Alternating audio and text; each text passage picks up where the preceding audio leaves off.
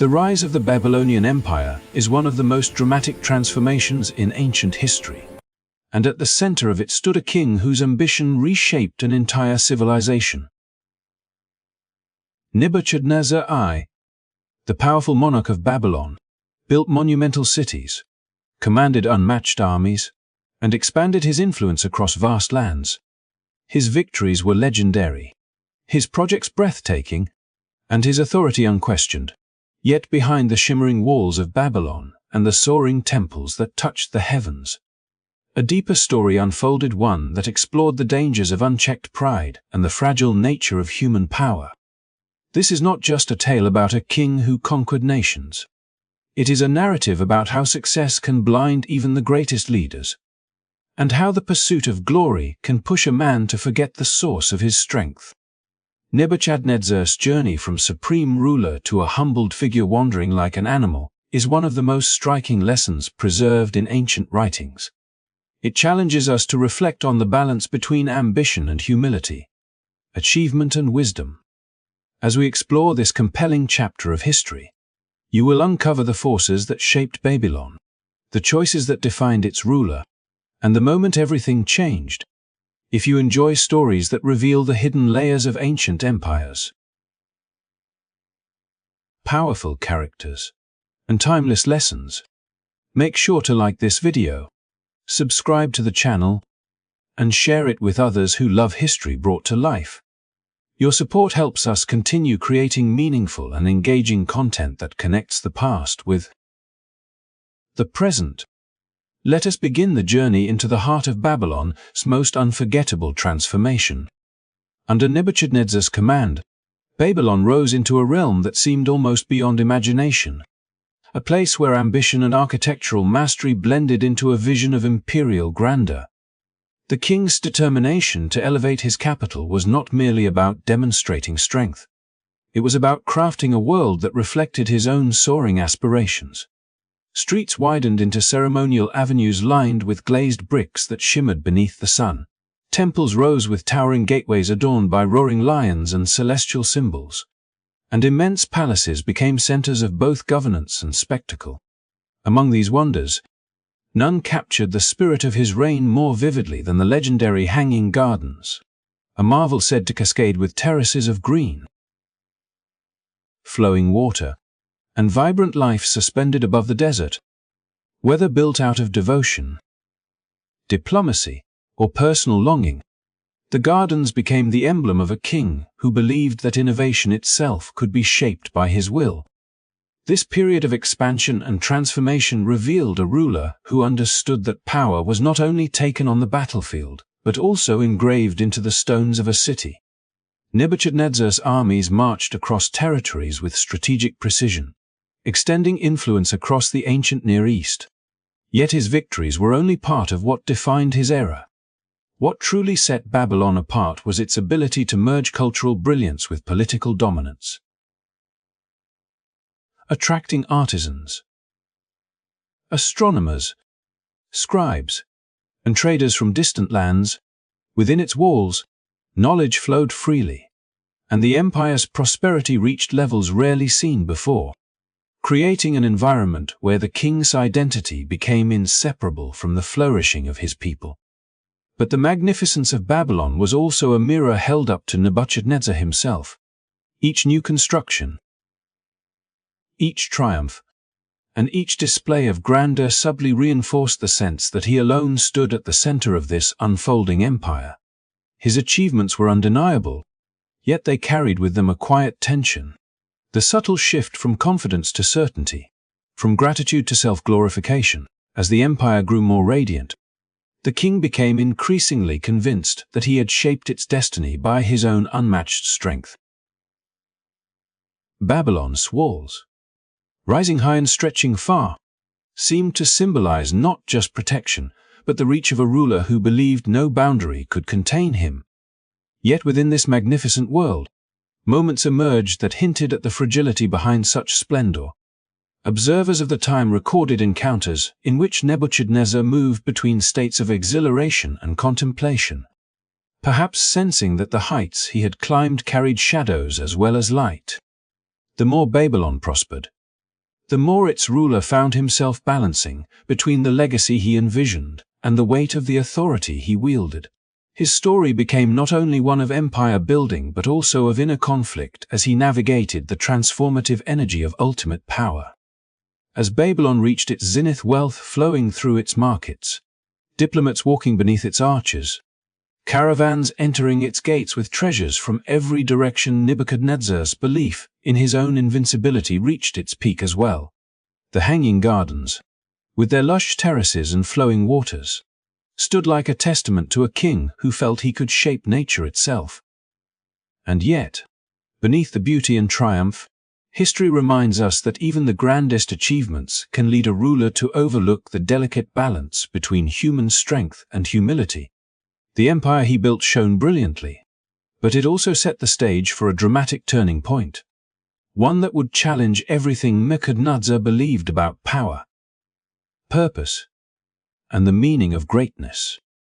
As Babylon flourished under Nebuchadnezzar's ambitious vision, there were moments woven into the life of the empire that stood apart from military victories or architectural triumphs, moments that forced the king to confront forces he could neither command nor fully understand. Among the many advisors who served him, Daniel stood out not because of lineage or political favor, but because he possessed a kind of clarity that none of the king's scholars could match. When Nebuchadnezzar struggled with dreams that unsettled his spirit, visions that seemed to pierce through the glittering facade of his empire, the wisest men of Babylon found themselves powerless to offer meaning. Yet Daniel stepped forward with a calmness that contrasted sharply with the tension of the court, speaking with a certainty rooted not in personal ambition, but in the belief that understanding came from a higher source. Each interpretation he offered struck at the heart of Nebuchadnezzar's concerns, not only explaining the symbols of his dreams, but revealing truths about the rise and fall of kingdoms, the limits of human authority, and the fragile thread on which power rests. Nebuchadnezzar was a ruler accustomed to control, yet he could not ignore the accuracy with which Daniel spoke. Every fulfilled interpretation became another reminder that the empire he shaped was part of a broader story beyond the reach of even the greatest monarch. The king might have dismissed the young Hebrew as merely fortunate, but the events that followed made such dismissal impossible. When Daniel's companions Shadrach, Meshach, and Abednego refused to bow before an image erected as a symbol of imperial unity, Nebuchadnezzar's response reflected the intensity with which he guarded his authority. The furnace he ordered to be heated blazed with a ferocity meant to demonstrate what happened when royal commands were defied, a warning to all who might challenge the system he believed he had perfected. Yet what unfolded in that inferno challenged every assumption he held about power. The three men, bound and thrown into the fire, were seen walking unharmed in its midst, accompanied by a presence that radiated calm in the heart of destruction. When they emerged without even the scent of smoke upon them, the king was struck not just by their survival but by the undeniable revelation that his authority had limits. These encounters shook Nebuchadnezzar in ways he rarely admitted aloud.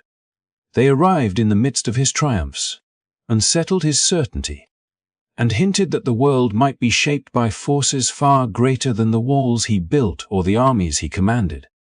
Although he offered praise in response to each miracle, there was a part of him that wrestled with what these events meant for his identity as the architect of Babylon's greatness.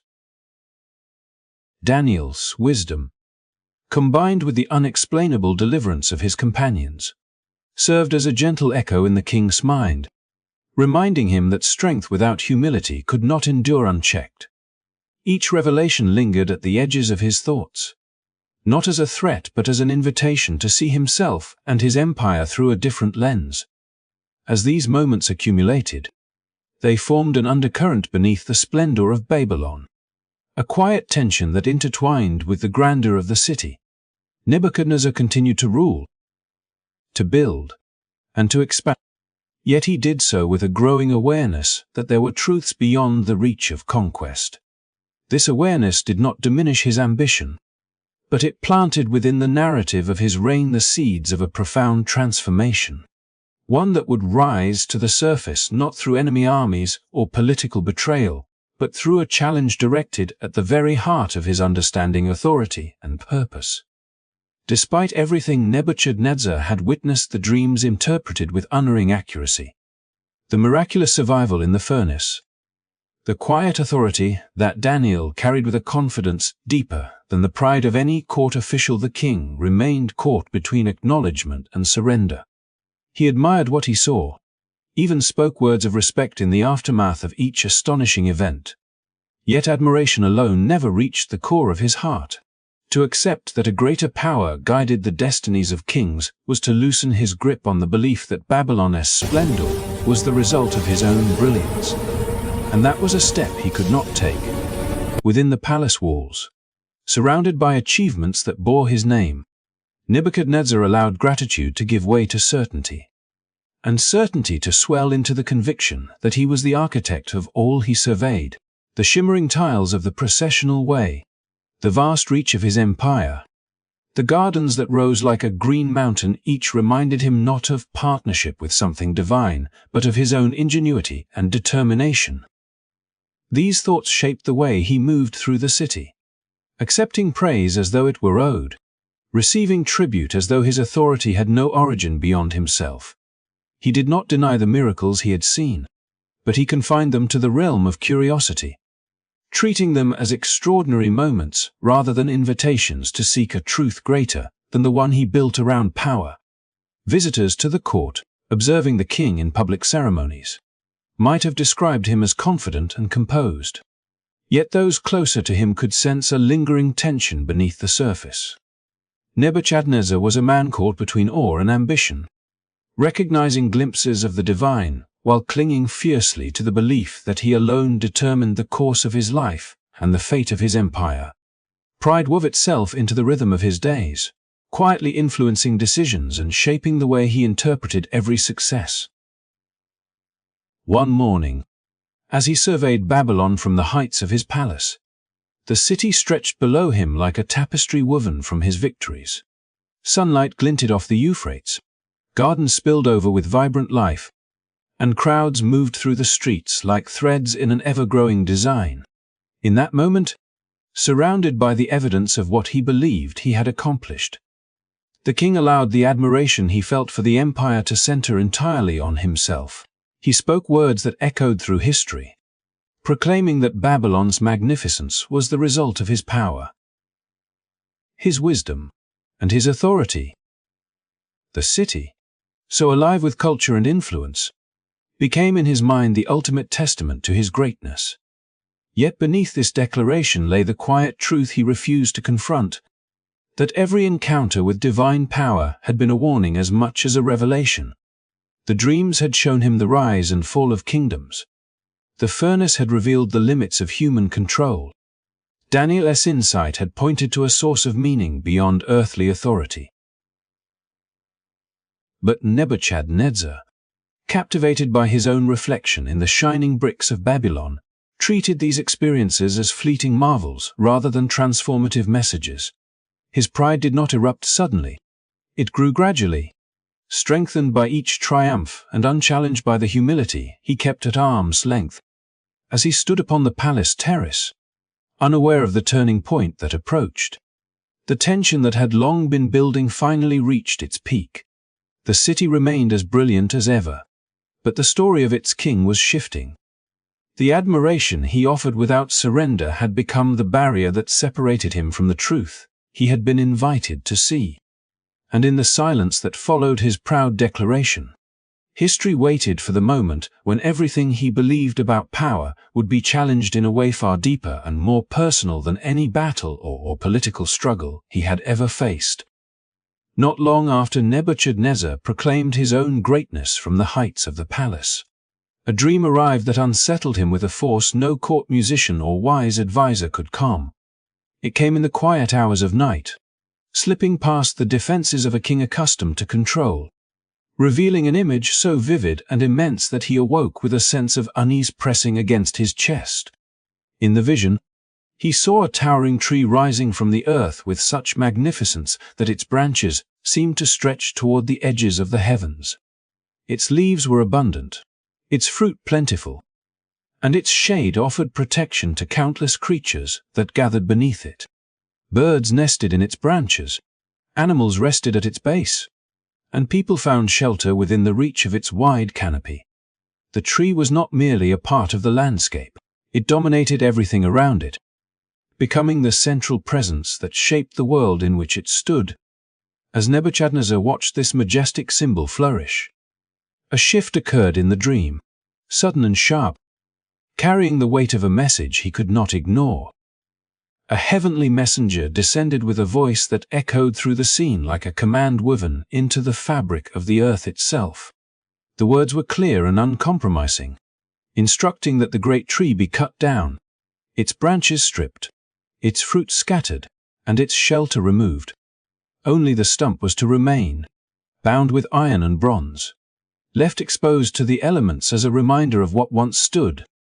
The dream then took on a tone both mysterious and troubling as the messenger spoke of a change in the heart of the one the tree represented, declaring that his mind would shift from that of a human to that of a creature of the wild, living under the open sky and among the beasts until a time appointed by a higher authority had passed.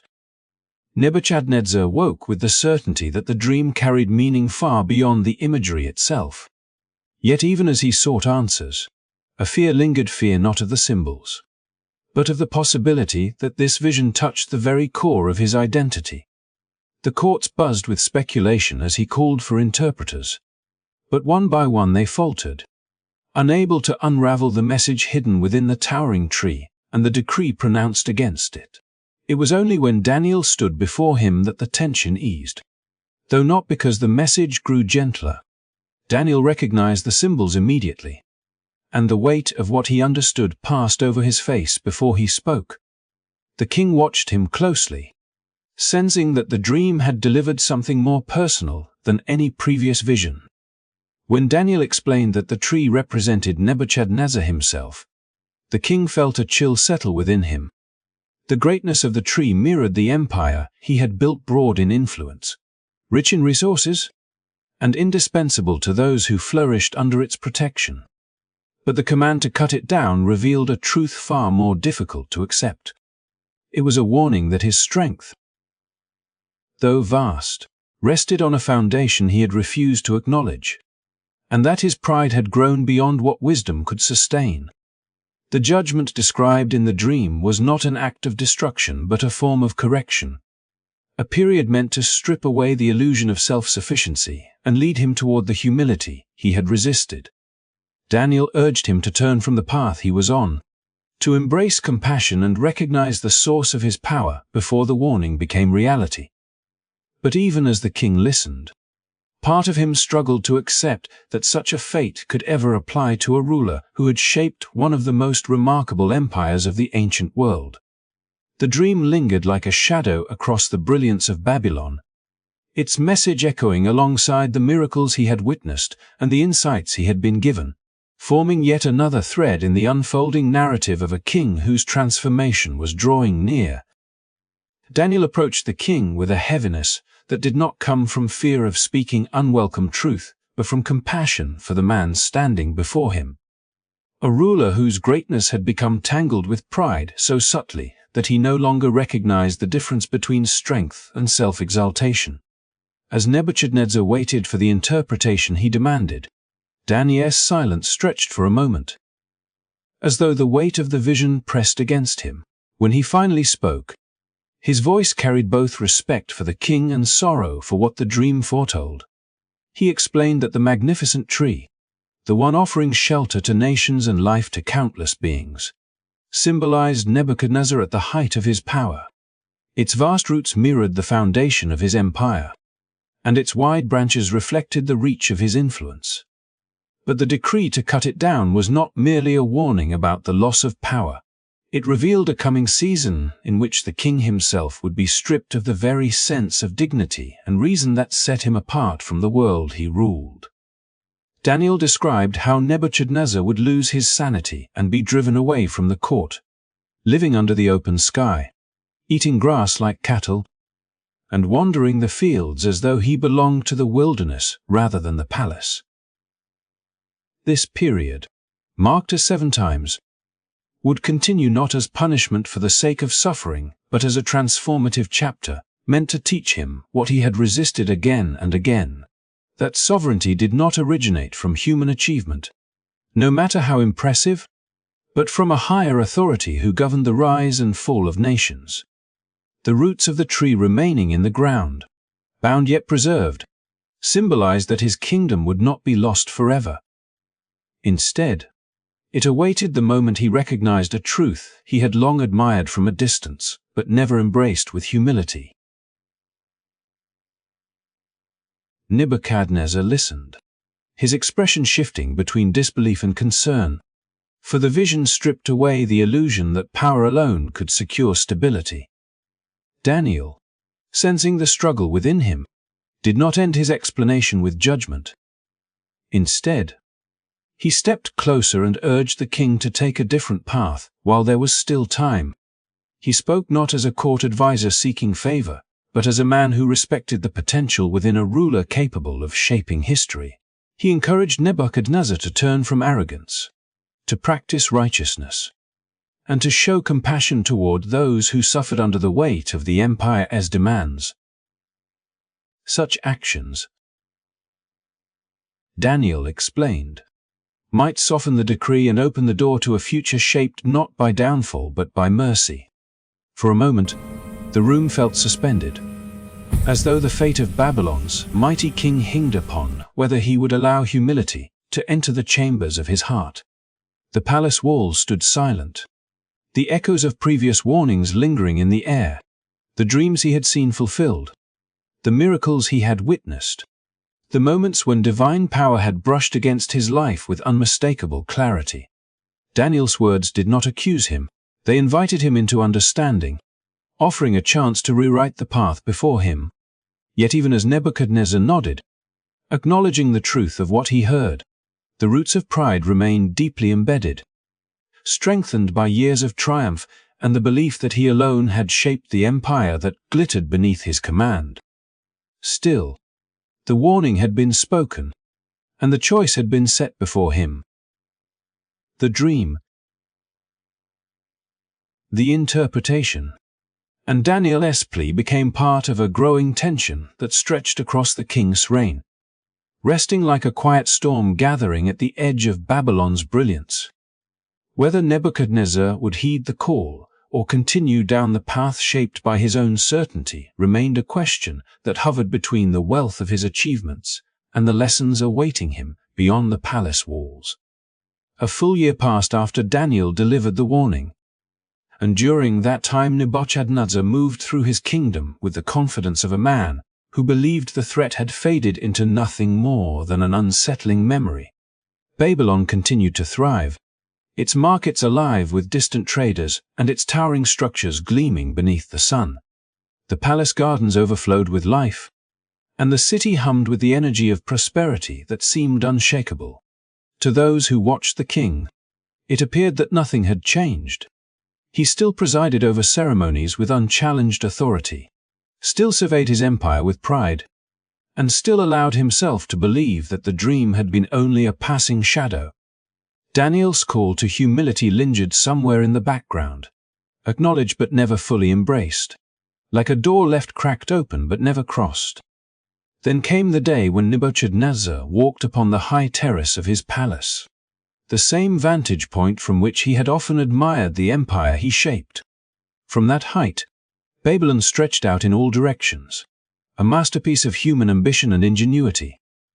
The Euphrates wound like a silver ribbon through the city. Massive walls encircled it with imposing strength, and structures bearing the king's name stood as monuments to his reign. Overcome by the sight, Nebuchadnezzar allowed the admiration swelling within him to take form in words. He spoke proudly of the empire he claimed to have built by his own power and for the glory of his own majesty. His voice carried across the terrace, confident and self-assured, echoing the belief he had nurtured for years that he alone had carved greatness out of the desert. But before the final syllable faded into the air, A shift occurred so sudden and profound that it seemed the very atmosphere responded. The divine judgment spoken of in the dream arrived not as a distant threat, but as an immediate reality. A voice, clear and unyielding, declared that the kingdom had been taken from him. In that moment, Nebuchadnezzar felt something within his mind loosen, as if the foundation of his reason had been swept away by an unseen hand.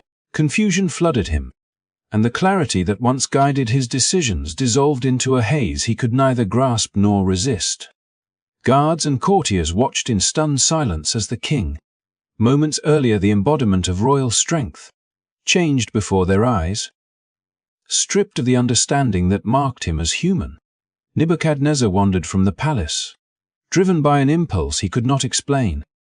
The halls that once echoed with his commands no longer recognized him, and the city that had celebrated his presence receded behind him as he moved into the open fields. His royal garments became tattered, replaced by the ruggedness of the wild, and the rhythms of court life gave way to the raw simplicity of nature. He lived among the animals, eating grass as though he belonged to the earth rather than the throne. The great king who had commanded armies now roamed through meadows and slept beneath the sky, exposed to wind, rain, and sun without shelter or dignity. His hair grew long and tangled, his nails hardened like the claws of a creature, and his identity faded into the landscape he once governed from afar. Yet even in this humbling transformation, the promise woven into the dream remained. The roots of the tree had not been destroyed, though the man who once stood at the height of empire now wandered far from civilization. The kingdom waited for the moment when understanding would return. Nebuchadnezzar's time in the wild was not a story of ruin but a season designed to unravel the pride he had clung to so fiercely. Day after day, as he moved through the fields, the brilliance of Babylon remained untouched in the distance, and the lesson he had resisted began its quiet work within him, preparing the way for a transformation deeper than any achievement carved in stone. In the end, Nebuchadnezzar's journey into the wilderness was never meant to erase him from history or cast him aside as a fallen ruler. It was a passage shaped with purpose, a moment in which the brilliance of his achievements was set against the deeper truth he had long resisted. What seemed like a downfall was in fact a reshaping, a process that allowed his pride to fracture so that humility could finally take root. As the seasons passed and the 7 times drew to completion, something long dormant began to stir within him. The fog clouding his mind slowly lifted, and the man who had once walked as a king remembered who he had been. But this time, the memory was not wrapped in arrogance. It came with clarity and understanding that power, no matter how radiant, was never meant to be held as though it were self-made. When Nebuchadnezzar finally raised his eyes toward the heavens, the moment of recognition completed what the dreams and miracles had begun. His reason returned like a tide reclaiming the shore, steady and undeniable, and with it came a humility that reshaped the core of who he was. The king who had once taken glory for himself now acknowledged a truth far greater than empire, that the sovereignty guiding the rise and fall of nations was not his to claim. This awakening did not diminish his authority. It grounded it, anchoring his leadership in gratitude rather than pride. Babylon welcomed him back, and his kingdom was restored, just as the dream had promised. But the man who returned to the throne was no longer the ruler who had once believed he stood above all others. Nebuchadnezzar emerged from the wilderness not broken but renewed, carrying with him the realization that true greatness is not forged through conquest alone, but through the wisdom to recognize one's place in a story far beyond personal achievement. His transformation became a lasting reminder that even the most powerful leaders are shaped not only by their victories, but also by their willingness to learn, reflect, and change. It revealed that correction, though difficult, can open the path to a deeper kind of strength, the kind rooted not in pride, but in understanding. Thank you for joining this journey through one of the most compelling narratives of ancient history. If you enjoyed this story and want to explore more powerful lessons woven into the past, please consider liking the video, subscribing to the channel, and sharing it with others who appreciate meaningful storytelling. Your support helps us continue bringing history to life in ways that inspire, challenge, and illuminate.